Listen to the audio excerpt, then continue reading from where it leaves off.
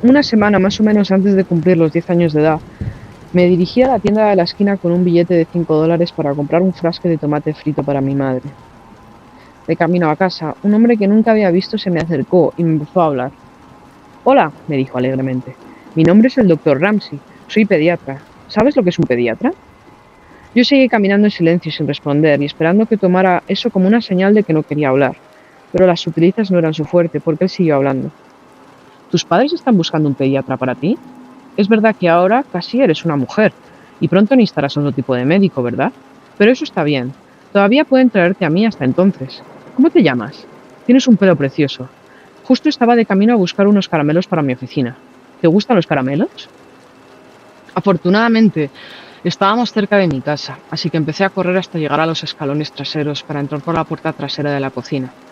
No lo sabía entonces, pero este fue el comienzo de un calvario muy largo y aterrador. No mucho después, el doctor Ramsey empezó a aparecer. Al principio, parecían cosas sin importancia, al menos a una niña pequeña.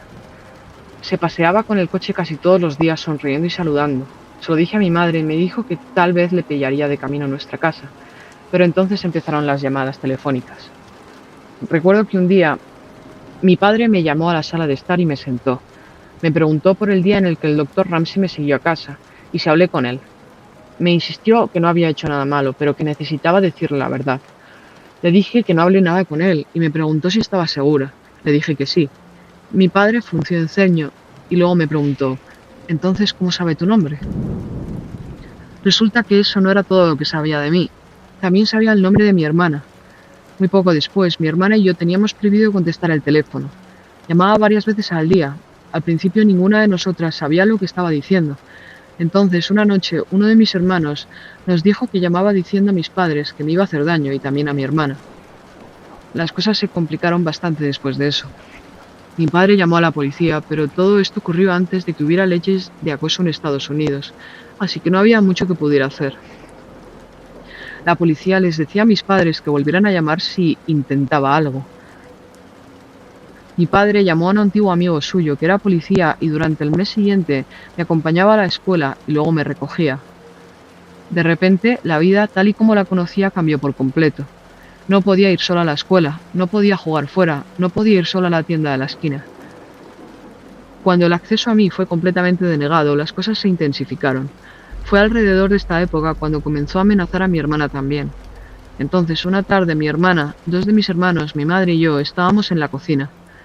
Uno de mis hermanos vio a alguien en el garaje. Ellos lo habían visto.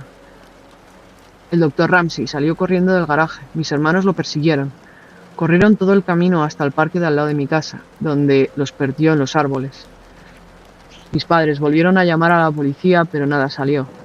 La única información que tenían era una descripción y un nombre que era casi seguro falso. Un par de semanas después nos despertamos y encontramos a nuestro perro colgado del porche lateral. Ella era una hermosa pastora alemana, nacido el mismo día que yo.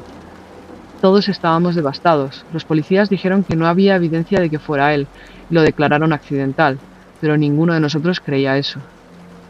Sus llamadas telefónicas se hicieron cada vez más detalladas.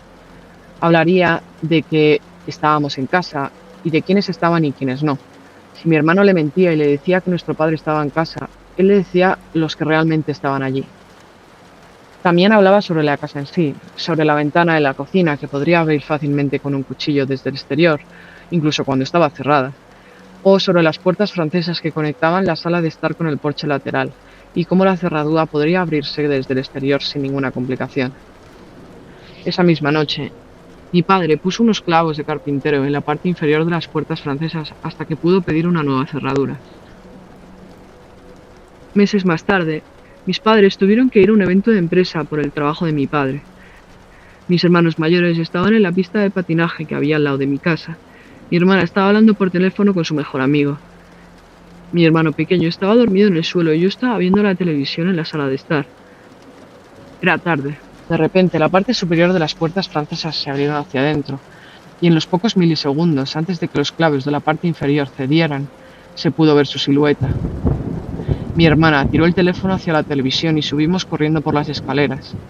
A mitad de camino nos dimos cuenta de que nuestro hermano pequeño estaba todavía dormido en la sala de estar.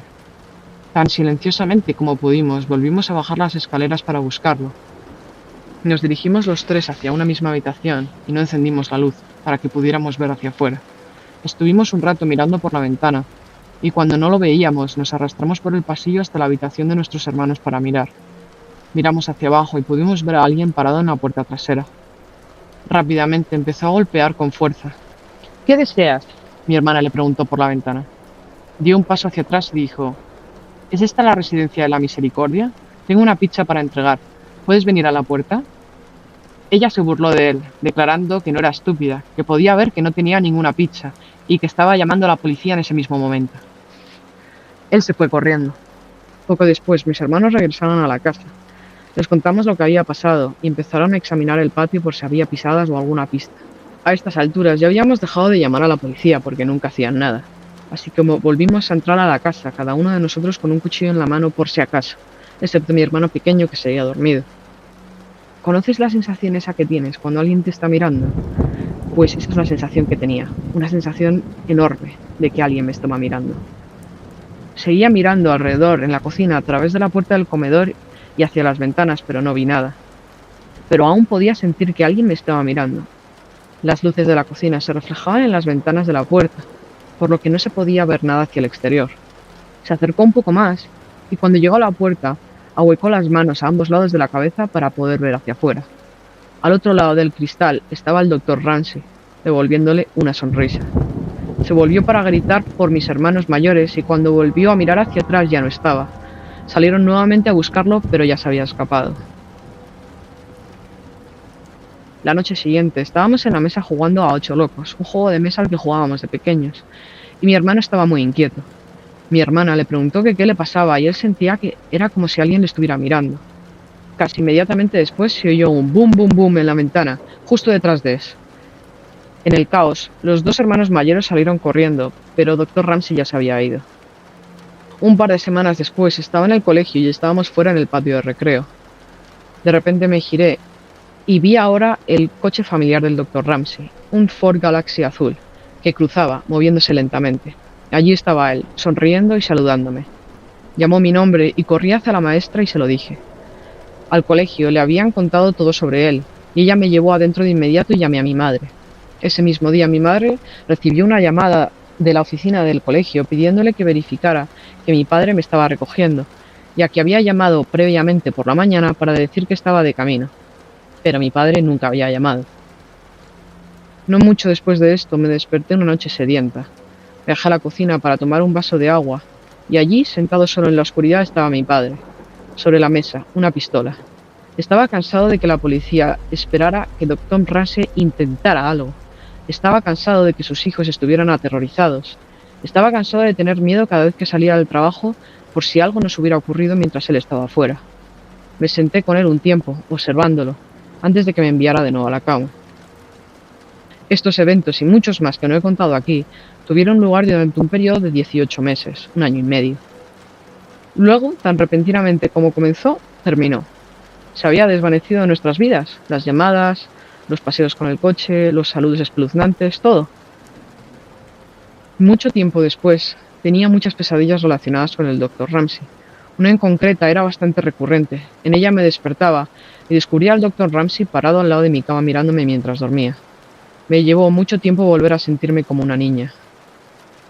Descubrí años más tarde que cuando llamaba al Dr. Ramsey les decía a mis padres que me iba a violar y a matar, y luego a mi hermana, y que no podían hacer nada al respecto.